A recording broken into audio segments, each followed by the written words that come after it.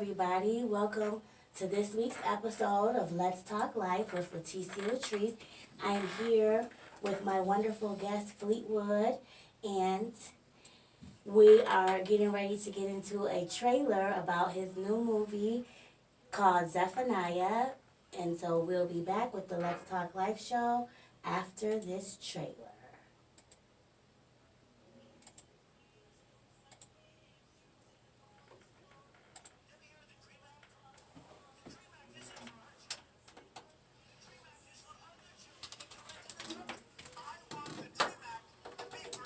Children. We have zero tolerance for people that enter our country illegally.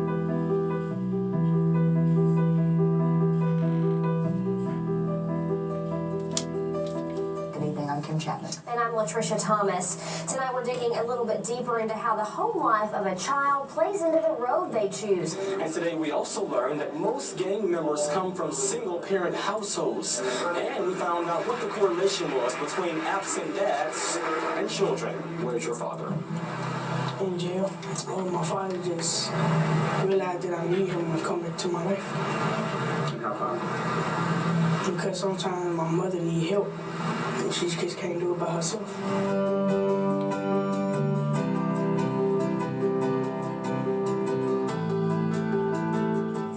It's nowhere in the world a man that has somebody that's part of them that don't want to be around them. You can't be a man.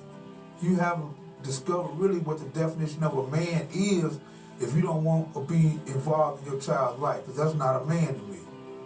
I ain't gonna try to disrespect nobody, but to me, that ain't the definition of a man. A man's job is to provide for his family, man. Straight up. One thing I love more than you is God, fool. You hear me? One thing I love more than my boy Luke is God. That ain't a bad thing to come in second to, though, fool. You know what I mean? That's why I named Zephania, God's treasure. God gonna always protect you. I owe her everything I got plus more. She has brought me joy, she has brought me peace. She gave me a title that I never even earned. And that's Zephania's daddy. So I owe my baby, man. She my motivation, she my reason, she my world, she my gift, she my miracle. You know, she my daughter. I love her.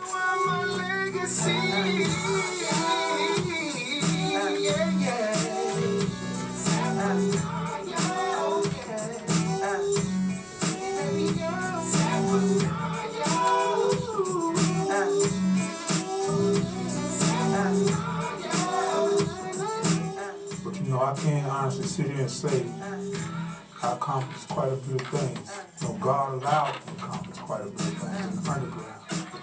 But the greatest accomplishment I ever will have in my life will be being a better man and a great father to my daughter. I just love the title, Zephania's daddy. I love when little kids say, "Little Zephania's daddy." You know, so that's what I'm most proud of sitting right here, is I'm a father, and I love being a father. You know, I'm not a baby daddy.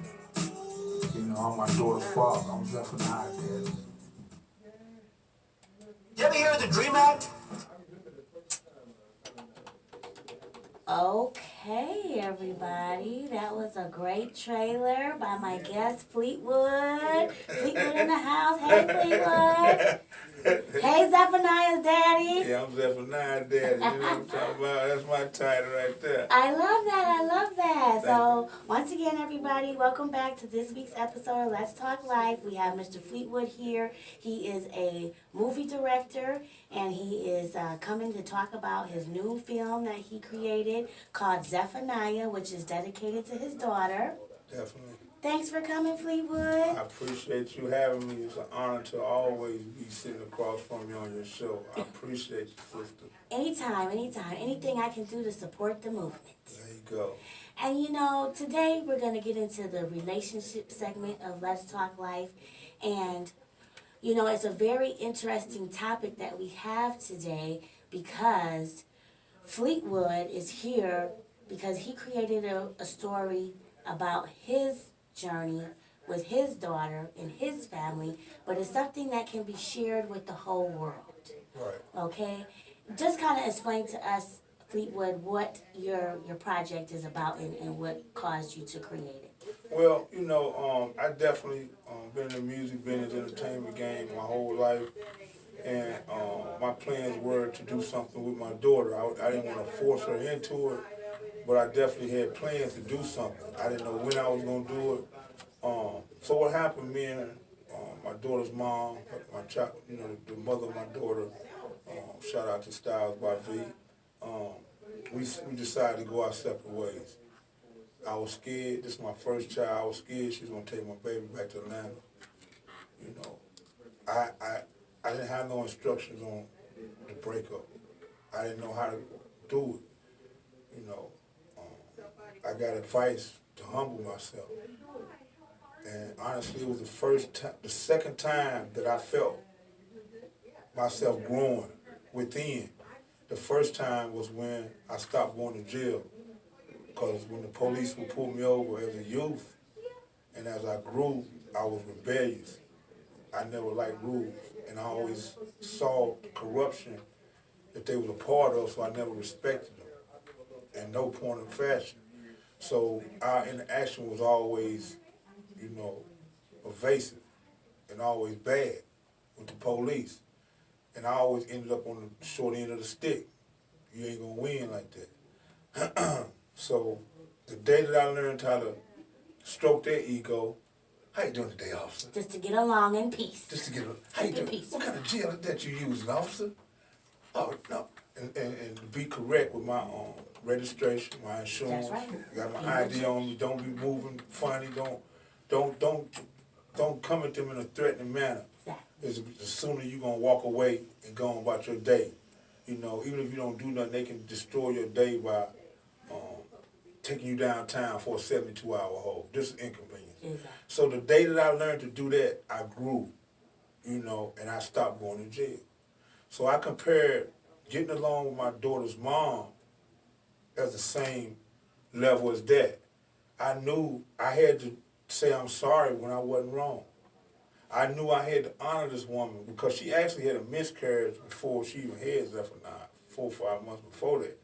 The woman could have died. She didn't have to decide to go through the term of the pregnancy. So I had to honor this woman for that. No matter if she slept with my best friend, which she didn't. No matter if she would have told on me with the police, which she didn't. But even though wasn't nothing really she could have did to make me not honor her. She gave me my legacy. She gave me part of me, my branch to my tree. So I had to understand that, and I had to embrace that. You know, the wound was healing between me and her, so it still was friction. But I had to take the high road a lot of times. And that didn't make me no punk, no sucker, you know, or nothing. It actually helped me blossom more as a man. It made me feel good.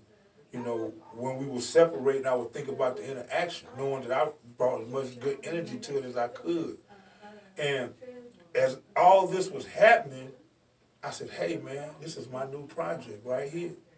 This is something that needs to be shared with the world, man. This is something some brothers need to understand and see. This is something some sisters who feel unappreciated need to see, you know. So this is how my project developed.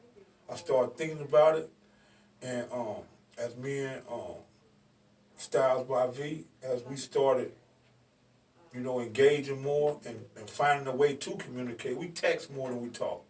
Because both of us like to talk, and that was one of the problems. We would talk over each other, and then one would get excited, and the other one would get excited, and then we would misinterpret the whole conversation. So we text more. And I read the text 3-4 times before I even put send, because I don't want to never come off offensive. My philosophy is one day of communicating with my daughter's mother could be the biggest day of my daughter's life. So I don't never want that day to happen. I'm not going to let it happen, straight up. So that's what the project is all about, and that's how it came about.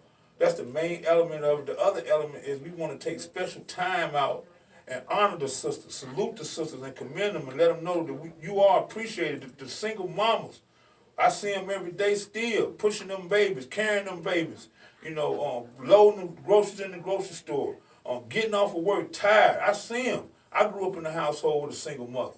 So I want to salute them sisters and let them know, like Pac said, you are appreciated, because I don't know where we would be as a community without a single mother. Blue, yellow, green, black, all shapes of the diamond. You know, they have been holding us down from the beginning of time, single women. So, you know, that's the other part of the documentary. And the final part is the light that we need to shed on the fact that the U.S. government has a plot and ploy to run the man out the household. And because that starts the recruitment of the prison industrial complex in middle school. Dang, Fleetwood, this is deep. Your movie's about to be off the chain. Slow down, slow down. I love it. I love it. I love it because it's real. Yes, ma'am. And these are issues that are so easily swept under the rug but are critically affecting communities every day. No doubt.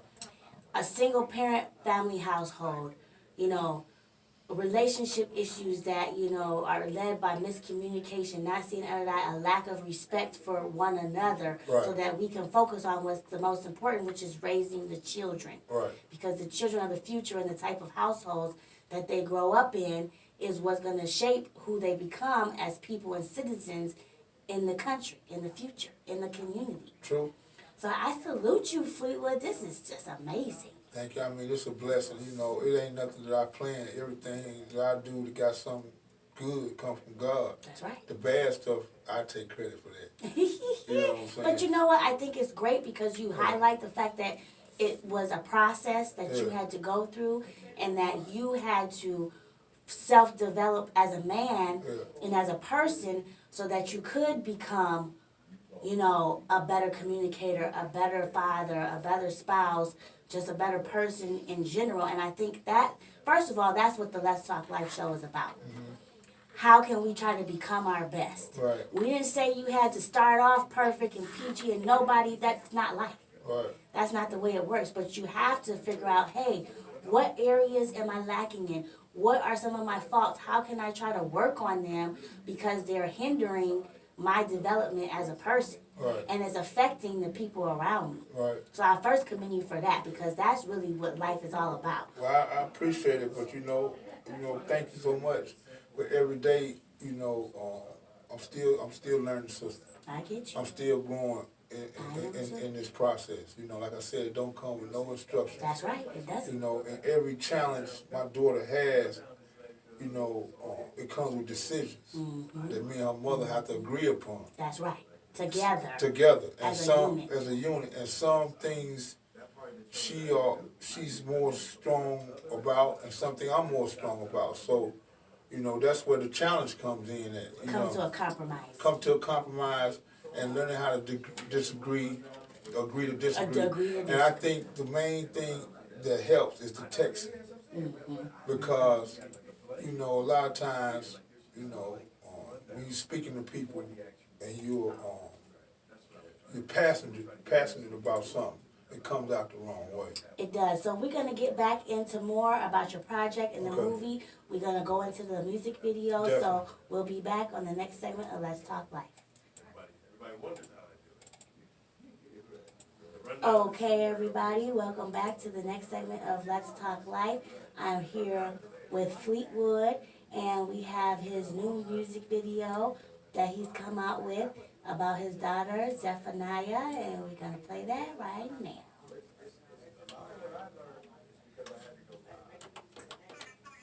What's going on? How you doing this morning?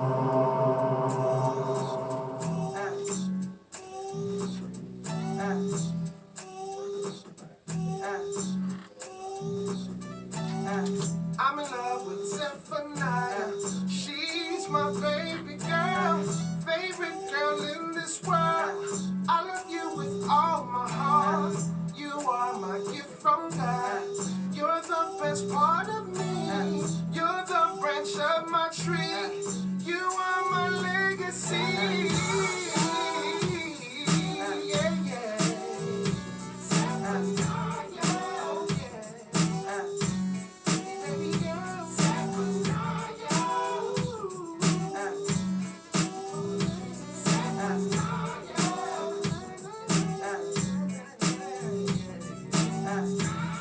The greatest gift I ever been given was my daughter.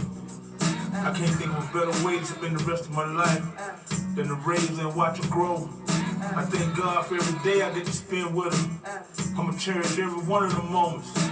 Sometimes it feels like I'm dreaming when I hold her. It's a blessing to see her get older.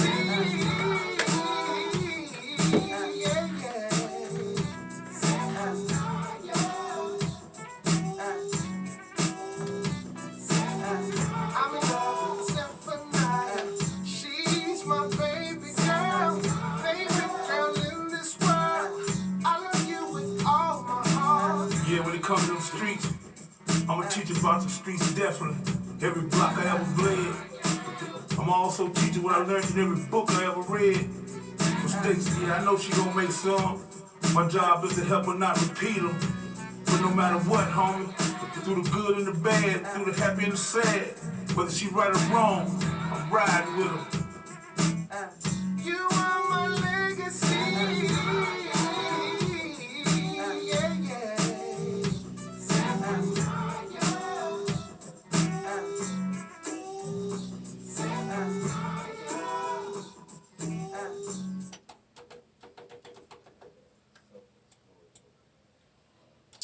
Okay, everybody, that was a great song by Fleetwood called Zephania off the soundtrack of his upcoming film, Zephania's Daddy. True story. I love it, Fleetwood. You're so creative. You just make your own music videos, don't you? I've been pushing for a long time, so I done made enough mistakes and I do a few things right. Well, you know what? That's what I want to talk about in this next segment, the relationship segment of Let's Talk Life, because you touched on a lot of great things, just explaining, the vision behind your movie project that you're coming up with. Yes. But that's the first thing I want to highlight is that, again, nobody's perfect. Nobody has instructions on how to be a good husband, be a good wife, be a good mother, be a good father, especially if you haven't grown up with an example, to show you what the day-to-day interactions, what the day-to-day struggles, what the day-to-day communication is like. Right. So, first of all, again, I'd like to commend you for recognizing, like, hey, I may be not doing this right. Something isn't working. We're constantly arguing, we're clashing, we're bumping heads. What do I need to do to resolve the situation or to make it to where we can co-parent properly, where we can communicate effectively, where the things that we're doing because of our relationship issues aren't affecting our child and us raising her right? Yeah, I just look at toxic relationships. And I got a lot of homies, man. They don't have nothing good to say about the mother of their child. And I sit back and I'm like, seeing how it's eroding them though. It's like a poison that's gonna eat you alive. And let alone it's a battle every time you try to see your child or communicate about your child. So a lot of times I sit back and I analyze the wrong way to do things. And I take note of it because I don't want to do it like that. And that's how I understand how to do the right thing. When people give me advice, when I call my aunties, all over the United States, I think about my brothers that's dear friends of me that ain't where I'm at, So that helps a lot by having examples, even though, I can say, like you said, a lot of men, they haven't been taught how to be a man. But I know every day they see examples how not to be a man. So they can look at that as what not to do. And that's how I look at it. Well, the thing that I think is the most important and just something I want to highlight is I think men have their ego and their pride that gets in the way. Definitely. And they think if I'm too nice, if I'm affectionate, if I'm compassionate, if I'm sensitive, that makes me be less than a man. Right. And I'm not trying to get on your business and everything, Fleetwood, but I know you done been a gangster, you done been to jail, you done probably did everything under the sun. You could be you're as hard as they probably come. And you're old back in the day, you know what I'm saying? So for you, as a macho man, to still be able to humble yourself and say, no, look, It's good to treat a woman with respect. It's good to say you love somebody or to show love. I love my daughter with all my heart. That doesn't make you soft. That doesn't make you weak. Doesn't make you a punk. That's actually the definition of a real man, because a real man, in my opinion, is going to make sure that he's nurturing his family. Right. Which means the woman that is, he has in his life, he respects her, he's honest with her, he's not driving her crazy, stressing her out. She ain't got to be running around the streets chasing him and all the other women he's chasing. He's not bringing things back to the household that they can't get rid of. Right. And also he's providing, you know what I'm doubt. saying, to take the stress and the load off of her. No doubt. So that's my definition of a real man. And I just commend you again, Fleetwood, because I know it's a journey and a process, but I just would like to send a bit of advice out to the men out there. Analyze your behavior, what you're doing. Is it healthy? Is it getting you somewhere? And if you were to adjust your approach, would it be more effective? Right. You know what I mean? Yeah, just, to all my brothers out there, I just like to say, give yourself a chance to be a man. Give yourself a chance to be a man. And, to be forgiven, you have to forgive. Ain't nobody never did everything right. But we ask for forgiveness. So we have to ask people to forgive us, and we have to forgive other people. So, man, I can say it a million times, give yourself a chance to be a man. It's a whole lot easier. It's easier It's a whole than lot trying easier. to put up the fight of being a mean, cold-hearted, nasty, whatever. And the men that I've seen in my life that are successful and are happy are good fathers, good providers, and good husbands.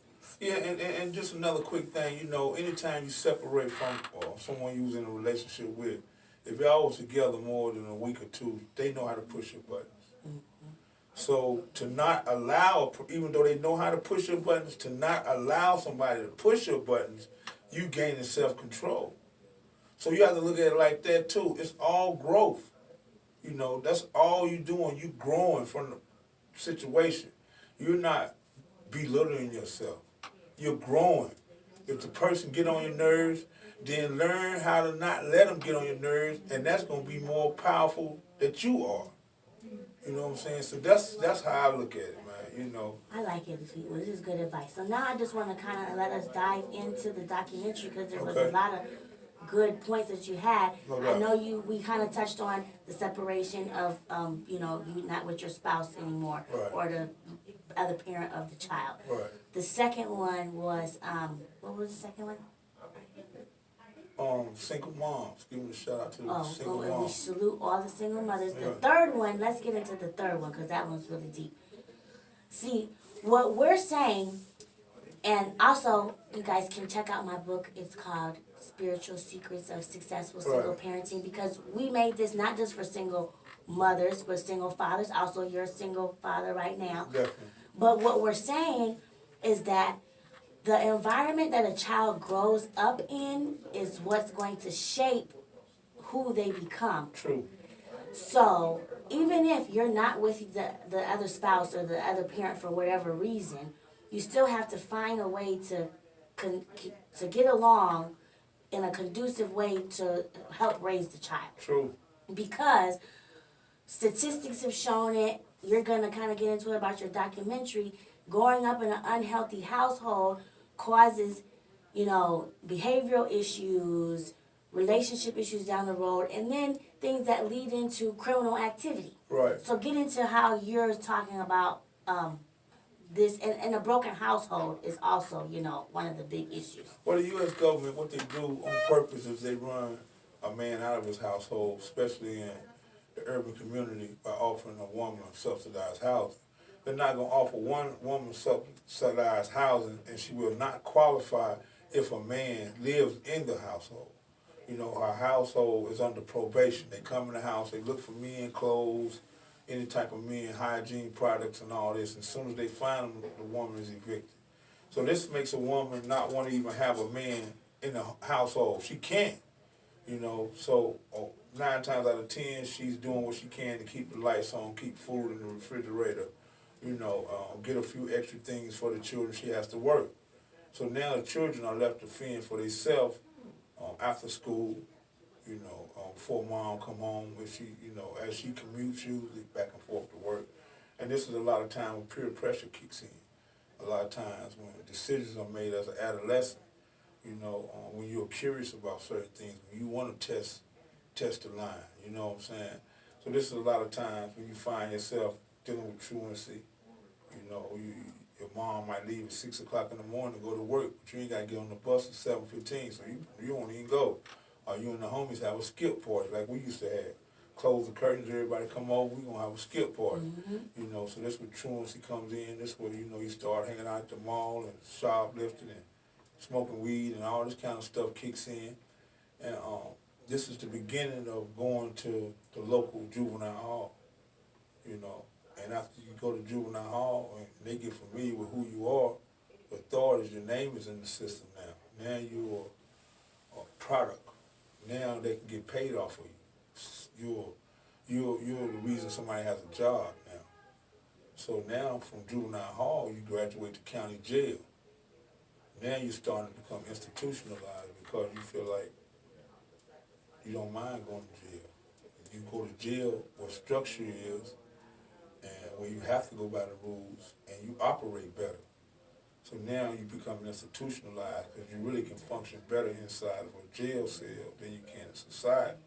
So now you get out, you don't deal with probation and parole and all that stuff because you got to follow the rules of society again and you right back in incarcerated. But this time you're going to prison. And it all started with the middle school truancy or the middle school shoplifting or the middle school getting caught with some weed, you know, and all this started with, you know, not having a male role model in your household to give you some guidance, you know, at the point where you needed guidance to make the right decisions. And it all started by the U.S. government telling your mother that she couldn't have no man in that household. Dang, that's So, deep, Fleetwood. I like how you just, you know, it's a chain reaction. You know what I mean? Definitely. I mean, it's the recruitment of the prison industrial complex. They're not making license plates no more. You know, they building furniture in the women's prisons. They have call centers. You know, you got little technology stuff going on. So there ain't no license plates going on no more. Well, I hate to cut our interview short, but we're pretty much out of time. But it's always a pleasure to have you here in the studio, Fleetwood. All the wisdom and knowledge that you share with the community. I appreciate everything you do. I appreciate you, sister. I love you more than peanut butter ever loved jelly. Ooh, I like that. Sounds good.